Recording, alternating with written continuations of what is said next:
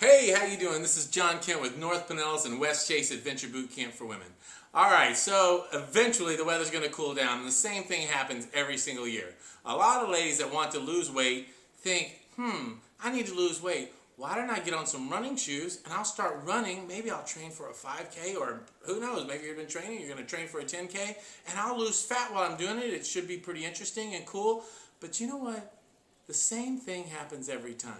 And if you're running long distance, it's at steady state, and you're looking to lose fat or lose weight, I got a sad thing to tell you. It's probably not going to happen for you. So, what I'm going to do is I'm going to go over some different reasons why steady state is very ineffective for losing body fat. Now, before I get going on this, and I'll talk to you about it, I'll talk to you about EPOC in a second, explain what that is. I want to introduce you to Karen Florin. Hello. Hi, this is a really good friend of mine. She's also a boot camper in our camp. And also, her and a lot of the ladies, when was that? It was last November, actually. Last November, her and a lot of the ladies decided, hey, we're going to start training for a run.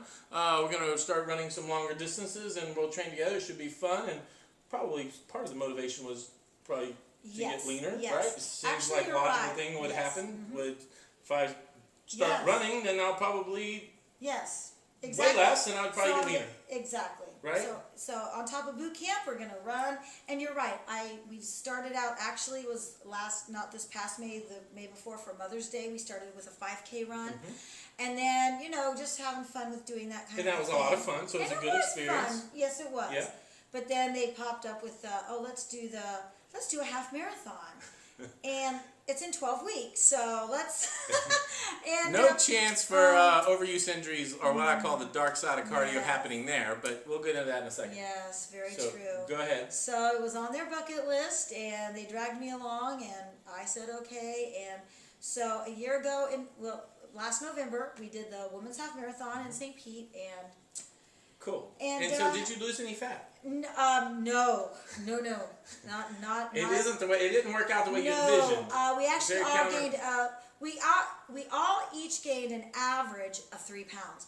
At one point, we'd even gained like 5 pounds, but we took a couple pounds off. We had all gained weight. And what about muscle? We were firmness, talking. No muscle. No. Because We it were ate talking away about- your muscle. Yeah, it was like, oh my gosh, when I sit down, my legs are spreading out way further than they were when I was doing boot camp only. Right.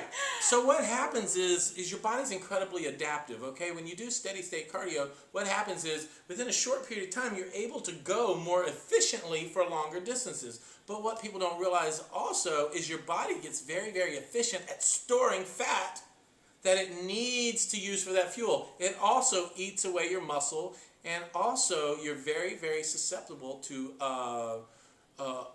repetitive injuries, overuse injuries, because you're going long distances doing repetitive movements. So anyway, what we need to talk about is something called EPOC. Okay, EPOC stands for excess post-exercise oxygen consumption. Okay. In really, really simple terms, what we're talking about is something that a lot of people call, in more simple terms, afterburn. So it's not just the calories that you burn during your workout, it's the calories that are burnt over the next 24 to 36 hours. So over that next period of time, you can burn double the amount of calories of the actual training session that you did. So when you do steady state cardio, you really have very little EPOC. All right. There's really very little. You're working your slow twitch muscle fibers, and it's very, very little. It's really not much at all. But if you'll go and you'll do interval training, all right, not only will you burn the calories in a shorter amount of time, but you will burn more calories over the next 24 to 36 hours after your workout. And if you come to boot camp, then we'll be hitting that every 24 hours. So every time when it starts to come down, boom, we hit it again. Every time it comes, boom, we hit it again. Every time it comes down, boom. So you elevate that metabolic rate over a long period of time. Another way to boost EPOC, or your afterburn, is through resistance training. And we also do that in boot camp. That will create some firmness, hardness, whatever you want to call it, right? Tightness. It'll it's muscle that's going to create that firmness for you. And so resistance training will add that muscle to you. As we get older, we start to lose muscle. We want to do everything we can to keep the muscle that we had in our youth, or put that muscle back on that we had in our youth. So by doing resistance training and by doing interval training, which we do at boot camp, you don't have to do it at boot camp, but that's why the weight loss is so effective. Another key component is you have to get your nutrition down. It's very hard to out-train a bad diet. That just doesn't work out. You know, when you have a bad diet, you're not going to be able to train it in most cases. A couple of genetic people can, you know what I mean, they have those genetics, they can do that. But for most of us, as we age, that's going to not be the case. We're going to have to get smarter as we get older. So we realized that your group, when you started running, Yes. it gained weight. They gained, yes, we all gained weight. Lost muscle. All of us lost muscle. So we And weren't we feeling all as tight. No, oh, no. Feeling exhausted. Oh, and voracious appetite. Very big appetite. I mean, oh my gosh. Lamb And shanks. fatigue. Oh, yes. And injuries. We had a lot of plantar fasciitis injuries. Yes. I had a abdominal injury. Yes. We had, hip problems. Knee. But they were all lower body. Yeah, Yes, knee of problems. course, yes, it would be lower body. Yeah. Not good. No. So listen, if you need to check it off your bucket list too, hey, I'm not going to discourage you from doing something that you're like, you know what, I need to do this. I want to say that I've done this. Okay. But if you're planning on doing this for what most of the ladies come to our camp for, which is to lose weight and get tone, that's not a good plan.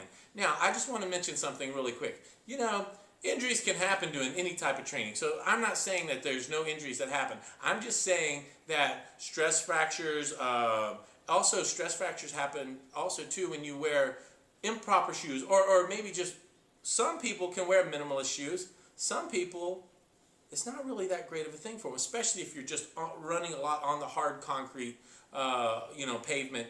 If you're running on those super hard surfaces, you can get stress fractures a lot more easily. I love those. I love the minimalist shoes. I think they're great, but I think they're better if you're in the grass and things like that. So I think that's a much better approach because it's much softer and a lot less stress. So injuries can happen everywhere, but I'm just saying your likelihood of injuries go up by doing this repetitive, long distance, steady state, long training cardio sessions. Your risk for injuries will be going way up. Something that you're not really prepared for. It seems like not that strenuous, but actually that is going to be more dangerous for you. So hey, Karen, I want to thank you so much. I want to let you know I appreciate you a lot for sharing your story with us, and I want to thank you. If you would like to come and register for boot camp, hey, listen, our next camp starts this coming up Monday, so hopefully I'll get to see you there. Talk to you later, and I hope you're having a great, wonderful, fabulous day.